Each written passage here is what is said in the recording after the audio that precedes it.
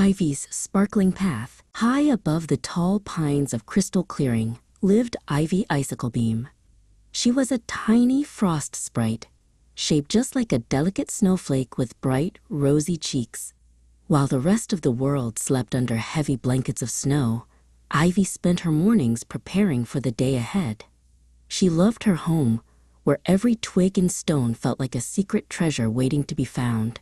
One morning, the sky was a heavy, sleepy gray. The sun was hiding behind thick clouds, and the woods felt a little bit gloomy.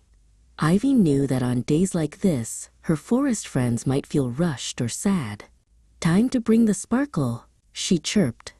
She took a deep breath of the crisp air and began to twirl. Ivy fluttered down to the main forest path. With a gentle touch, she began to draw beautiful frost patterns on the slippery logs and the jagged rocks. She made shapes that looked like ferns, stars, and tiny lace curtains. "The path is tricky today," Ivy whispered to the wind. "My patterns will show everyone where it is safe to step." Suddenly, a blur of brown fur came racing through the trees. It was Bramble the rabbit. He was hopping as fast as his legs could carry him, looking over his shoulder at the gray sky.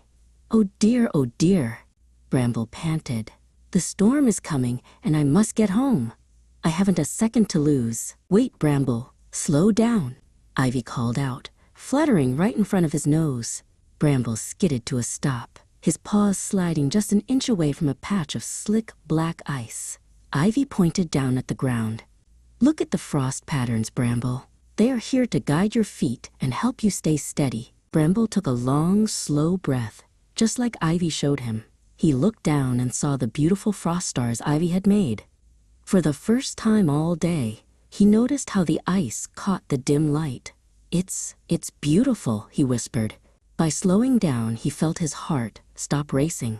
He felt strong and ready to walk carefully. Further down the path, a tiny bird named Pip was huddled on a low branch.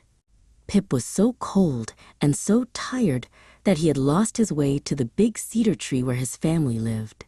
He looked at the gray woods and felt very small. "I'll never find my way in this gloom," Pip chirped sadly to himself. Ivy flew over to Pip and landed softly on the branch beside him. She didn't say a word at first. She just sat with him so he wouldn't feel alone. Then she blew a soft puff of frost into the air. "Look, Pip," she encouraged. "The path is glowing. If we look out for one another, the way is never truly dark." Just then, Bramble came walking steadily down the path. He saw Pip and Ivy on the branch. "Hello, Pip," Bramble called out. "I'm heading toward the big cedar tree. Would you like to hop along with me? You can rest on my back if your wings are tired."